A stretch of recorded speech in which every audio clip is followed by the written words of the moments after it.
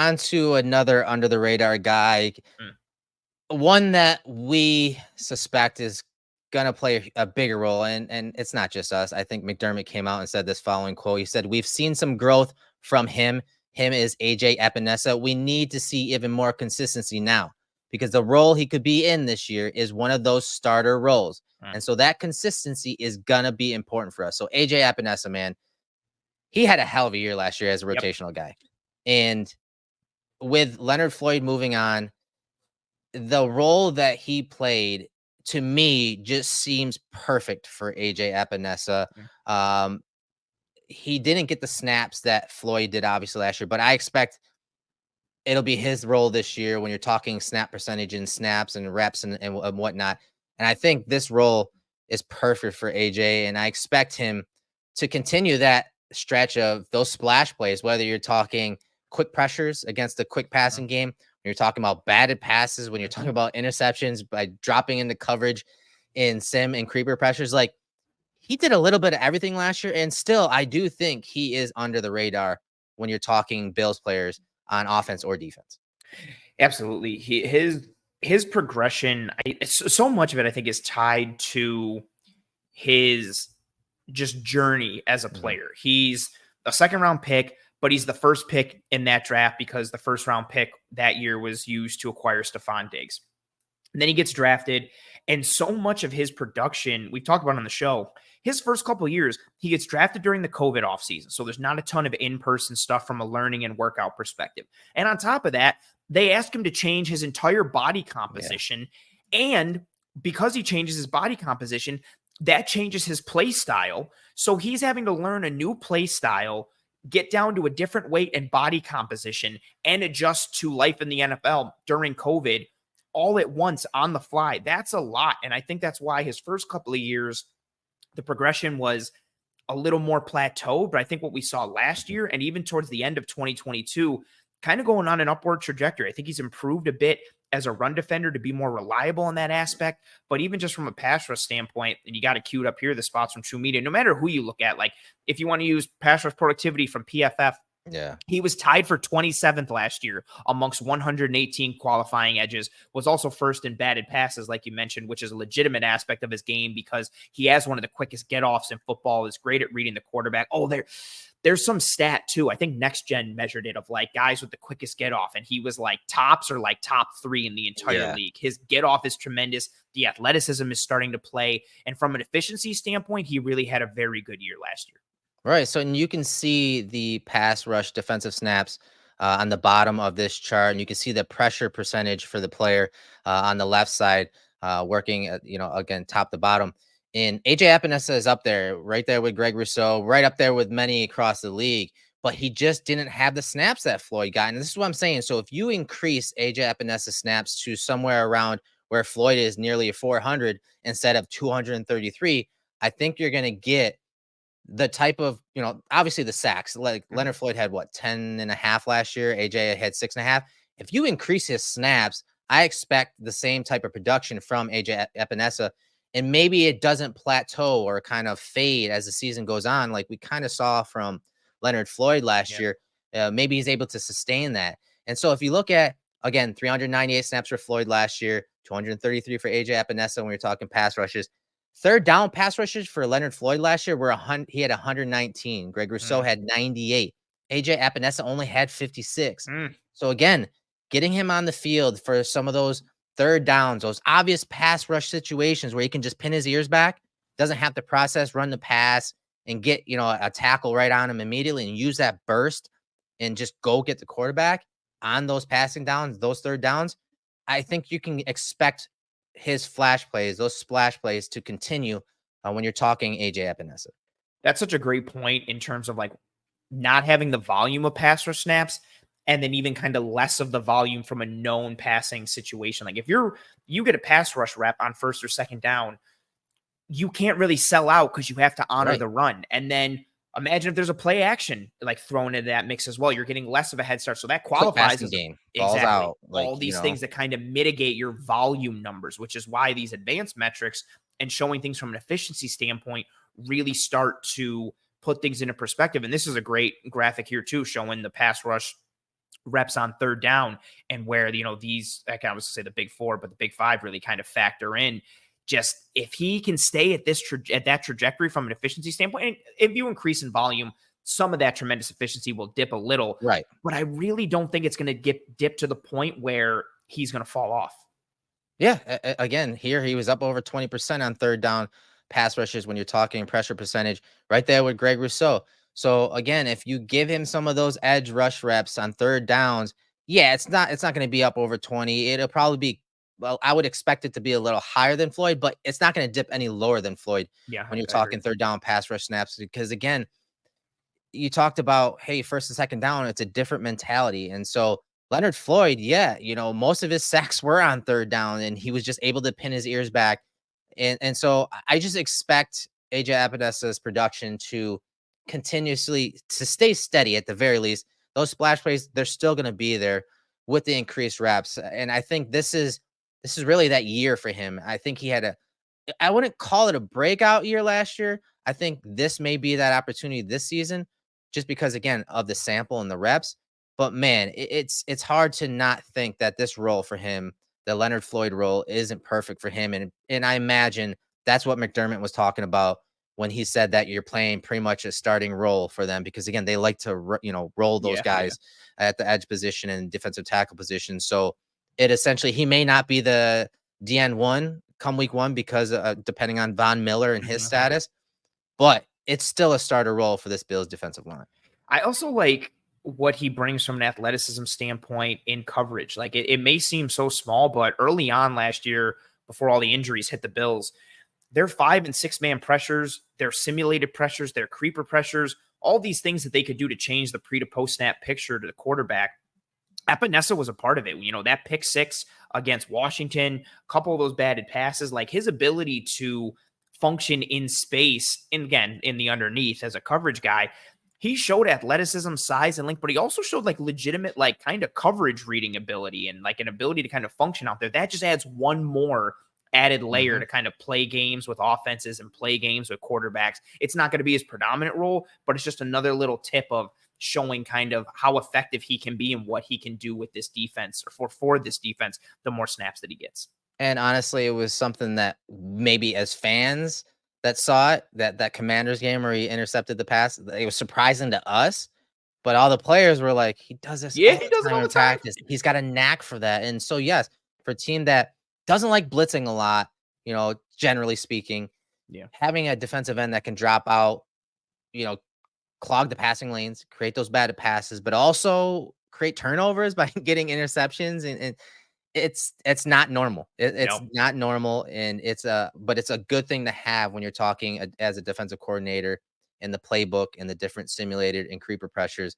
Still sending four, but which four are coming is really the curveball. And again, to go along with the measurables and how he does clog those passing lanes, it's fun. It's fun Yeah. to watch when you're breaking down film. Yeah. Now, aside from that, we're going to talk about some of the pass rush stuff that he brings in. Mm. Typically when you have a guy that aligns next to Ed Oliver, especially when Ed Oliver's in this wide alignment, usually good things happen. And one thing I picked up on from these two last year is they kind of would fake stunts. So you're going to see Mm. Epinesa kind of, initially stab inside with this wide alignment. Usually offensive linemen are like on alert, like, hey, there's some kind of game coming right here. So he fakes that. And what it does is it kind of gives him a short edge right here. And that's when he can use that, his quick hands or his long arm to really win that edge. And you see him do that here. Unfortunately for the Bills, Burrow gets rid of it out to the flats, but it's a minimal gain on this play. And you see the defender make the tackle, Terrence Johnson make the tackle for that short gain. But these are the type of things that the Bills can do with Ed Oliver, but also AJ Epinesa because of his burst, explosiveness, and some of that hand usage that he's developed over the last few years. I love the hand usage. It's if I had to only talk about two things for him, it would be that quick get off and it would be that hand usage in a variety of ways. And I think his hand usage last year showed up a lot from a pass rush standpoint, and it showed up consistently versus top tier tackles, top tier talent. Yep. He's, depending on what you think of Orlando Brown Jr. here, he got paid like one of the best in the league and for multiple years now. And watching Epinesa just quickly swipe those hands and then turn the corner and flatten and heat up Burrow. He gets Brown off kilter, like you said, because of that that fake game initially, kind of how he stabs inside with that left foot, and then just hits him with a couple quick swipes like, nope, don't touch me. Nope, you're not going to get any hands on me. That causes Brown to he's already off leverage, and he kind of Yeah. keels over a little bit. It's just a couple of quick swipes. You see that regularly from him. This game was the one that really opened my eyes. Jordan Mailata, number 68, the left tackle for the Eagles, isn't just one of the best tackles in football. He's one of the best offensive linemen in football. And Yeah. Epenesa got him on multiple reps in this game. Clean, quick, decisively. Yeah, and he's in a kind of a wider alignment, more of like a 7, not quite a 9. But again, he kind of stabs inside with Phillips in that wide alignment, stabs inside. And again, that gives him that short edge. It gives him that ability to almost take this 7 technique to a 5 technique where he can use that length and those quick hands to go with that burst. And so he's kind of putting it all together here. You see that chop right there. He's able to win the half man relationship and once again win that edge. And he's able to get a hit on Hurts here. He had a great game. There's a couple clips from this game by AJ Epenesa, but I just love how the coaches are using him and how they're again kind of faking these stunts inside to get the tackle to kind of stop his feet to create that short edge where now he can maximize that burst off the ball, but also the quick hands that he's developed. And that pairs well with his game and just the games that you can run up front. Like you said, like we've shown it so many times on Twitter and on this show of, those end tackle stunts or those tackle end stunts, depending on who's the spiker, who's the looper. So kind of playing into that. And it just fits Epenesa's game so well with his get off, with his burst. And you see that initial fake stab inside. Like you said, once he does it, that left leg, it's almost like he's almost perfect in that half man relationship, like knee to crotch versus Jordan Mailata. And then, like you said, it shortens that edge. Just again, another quick swipe. It's quick, it's clean, it's concise. There's not a lot of wasted movement in the hands, and it's precise. Look where he gets Mailata right on that forearm, chucks that arm inside, basically, completely clears the hands, beat the man, turn the corner, flatten, heat up the QB, and get to him and force an incompletion. I remember when that happened in game, I thought it was a fumble, and I was so hype, and I was so disappointed when it was incomplete.